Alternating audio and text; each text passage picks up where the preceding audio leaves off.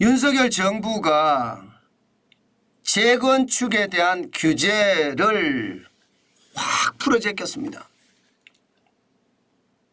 그만큼 말입니다.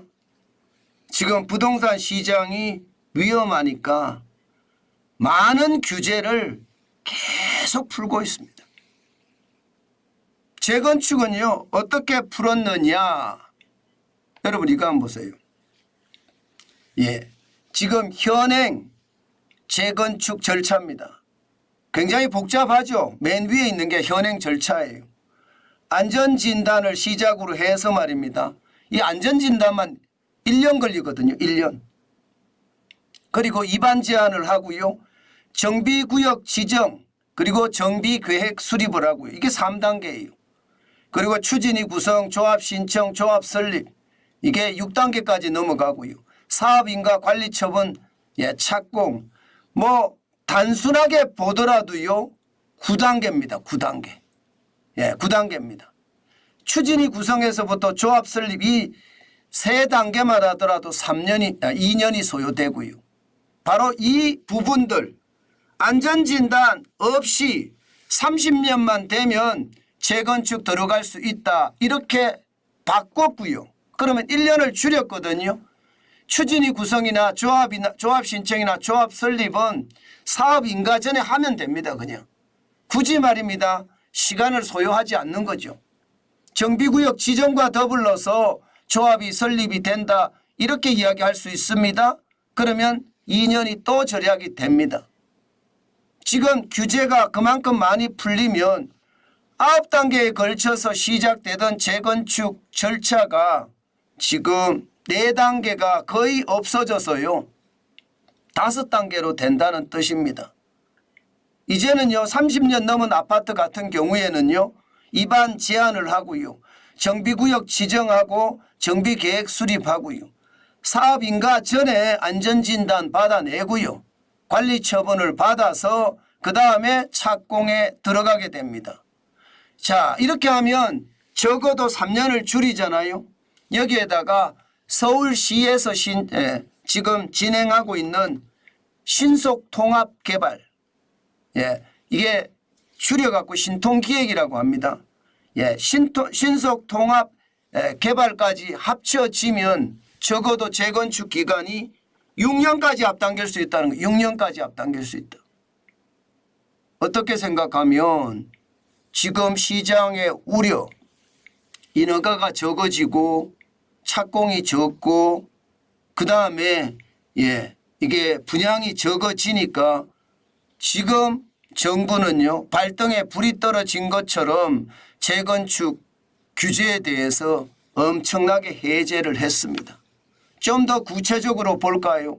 좀 더 구체적으로 보면 말입니다. 안전진단이라는 것 맨 처음에 시작하는 게 재건축에 이게 관문이라고 이야기할 수 있는 게 안전진단이었잖아요. 그런데 30년 넘으면 안전진단이 없어집니다. 그러면 사업인가증까지 통과만 하면 되고요. 추진위 구성도요. 준공 후 30년이 지나면 그냥 구성이 가능합니다. 이 추진위 구성. 조합 신청, 조합 설립 2년 걸리는데 추진위 구성도 그냥 30년이 넘으면 가능하고요. 조합 신청은요. 정비구역 지정과 함께 되면서 신청 가능합니다. 저는 정비구역 신청이라는 게 3번째 단계잖아요. 이 단계에서 이미 지정이 된다는 이야기고요. 조합 설립은요. 정비구역 지정과 병행해서 설립을 가능하다. 조합 신청이나 조합 설립도 정비구역을 지정하거나 정비계획을 수립할 때 이미 끝난다는 이야기입니다. 굉장히 많이 단축을 하죠. 이렇게 단축을 하면 아무래도 빨라지겠죠. 굉장히 빨라질 겁니다. 이렇게 되면. 뭐 3년을 줄였다고 이야기하고요. 서울시가 추진하고 있는 신통기획과 합치면 신속통합개발계획과 합치면 이게 적어도 재건축이 6년 앞당겨진다. 이렇게 이야기합니다. 여기에다가 말입니다. 더 핵심적인 내용들 재건축 부담금도 굉장히 줄였습니다. 법 개정 이전 재건축 초과이익 환수에 관한 법률 법 개정을 했거든요. 예, 법 개정 전에는 1억 1천만 원 내던 재건축 부담금이 법 개정 이후에는 5,500만 원으로 바뀌었거든요. 여기에다가 말입니다. 신탁 방식 비용하고요. 또 공공임대 비용을 초과 이익에서 제외하면 2,800만 원이 됩니다. 2,800만. 여기에다가 1주택자 20년 장기 보유 부담금 70% 면제를 하면요. 840만 원만 내면 재건축이 된다는 거예요. 20년 장기 보유 부담금이 70%까지 면제가 되니까. 그러니까 재건축 부담금에 대한 어떤 압박이나 고통이 굉장히 줄어든다는 이야기잖아요. 1억 1천만 원 내던 게 840만 원만 내면 재건축을 한다고 하니까 누구라도 재건축한다 그러면 빨리 재건축했으면 좋겠다 이런 말이 나오지 않겠습니까? 충분히 나올 수 있다고 봅니다. 그만큼 말입니다. 그만큼 재건축의 부담 굉장히 덜어줬다는 이야기입니다. 여기에다가 말입니다. 안전진단 통과 기준도 확 바꿨습니다. 안전진단 통과 기준이 2018년 3월만 하더라도 구조 안전성에 대한 게 50%에서요. 2023년 1월에는 30%로 낮췄습니다. 30%로 낮췄고요. 주거 환경에 대해서는요. 과거에는 15%였다면 2023년 1월부터 30%로 높였습니다. 여기에다 설비 노후화도도 기존의 25%를 30%로 높였고요. 비용 편익도 10%로 그냥 뒀습니다. 비용 편익은. 그러니까 안전진단 통과 기준을 30%까지 주거 환경도 30% 설비 노후도도 30% 이렇게 구조 안전성을 확 낮추니까 다른 것을 높여가면서 쉽게 말하면 안전진단 통과를 쉽게 했다는 뜻입니다. 이것까지 합쳐지니까 아무래도 말입니다. 재건축은 더 빨리 되는 것 아닐까요? 저는 그렇게 된다고 봅니다. 이렇게 되면 말입니다. 공급이 굉장히 많이 늘어납니다. 현재 국토교통부가 예상하는 것은요. 재건축 재개발 제도 개선 시에 2027년까지 공급 가능한 가구 수가 전체 2027년입니다. 생각보다 멀리 안 남았습니다. 95만 가구가 공급이 된다는 거예요. 재건축에서는 수도권에서는 55만 가구고요. 지방에서는 20만 가구. 그리고 재개발은요. 수도권에서 14만 가구고요. 지방에서 6만 가구. 전체 합치면 95만 가구가 공급이 된다는 뜻입니다. 그러면 여러분 95만 가구나 공급이 되니까 아무래도 시장에 대한 불안감은 많이 해소가 되겠죠. 인허가가 덜 돼서 문제다. 착공이 덜 돼서 문제다. 그렇지만 지금 재건축 시간을 굉장히 단축을 시키면 3년에다가 신통기획 3년까지 6년을 단축시키면 재개발이 빨라지면서 전체적인 공급은 문제없이 흘러갈 수도 있겠다. 이런 생각도 저는 듭니다. 그만큼 시장의 변화가 굉장히 크다는 이야기죠. 규제를 그만큼 확 풀었다는 뜻입니다. 이렇게 되면 여러분 저는 그렇게 봅니다. 기본적으로 재건축의 가격은 올라갈 겁니다. 단기적으로 올라갈 수밖에 없습니다. 지금 보시는 것처럼 서울과 수도권에 지금 재건축을 완화시켰을 때 기간을 줄였을 때 그만큼 말입니다. 조합 설립이 빨라지고 재건축 추진이 빨라지는 곳 굉장히 많습니다. 당장 서울에는요. 상계동 주공 6단지 7단지 여기가 난리잖아요. 이제는 뭐 환호성을 부를 만하죠. 중계동 주공도 마찬가지예요. 6단지 7단지 1230가구고요. 상계동도 2634가구입니다. 강남구에도 있습니다. 신동아 아파트가 있고요. 도곡 한신이 있습니다. 목동에도 목동 11단지가 있고요.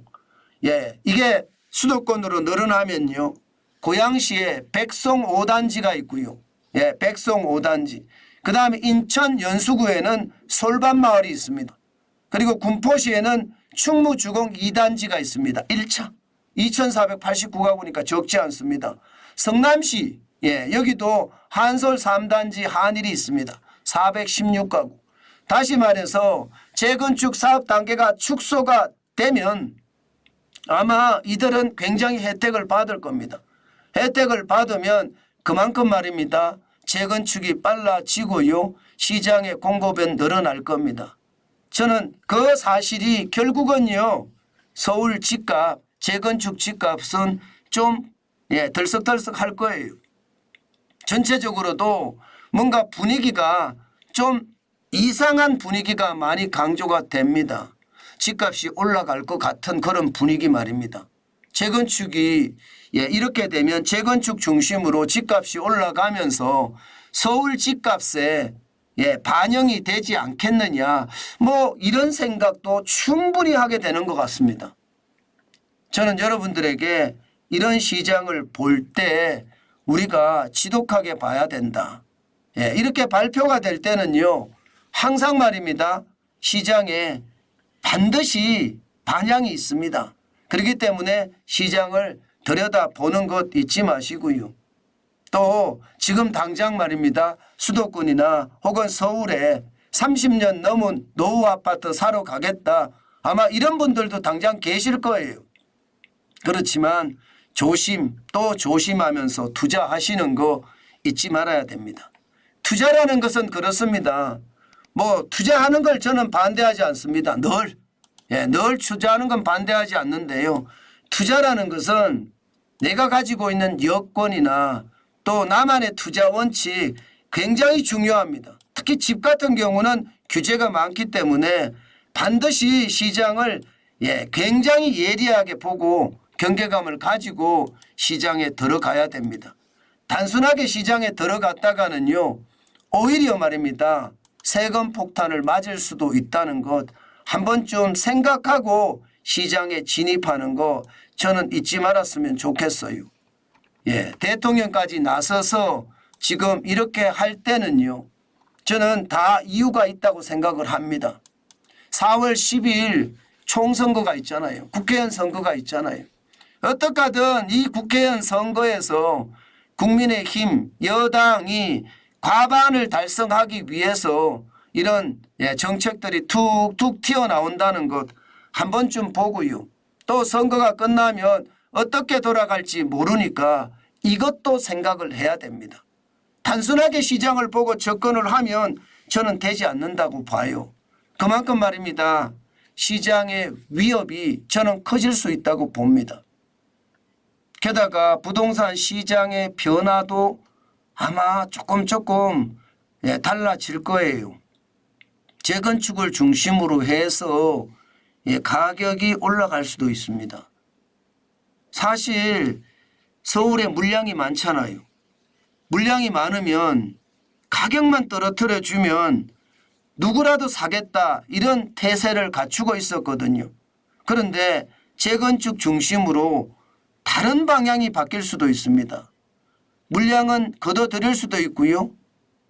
나는 재건축 30년 이상 된 재건축을 사야 되겠다 하면서 시장에 들어가는 사람도 있을 겁니다. 그러면 안 떨어뜨려도 지금 살 수 있다는 이야기가 되잖아요. 그러면 가격이 올라갈 가능성도 저는 충분히 있다 이렇게 생각합니다.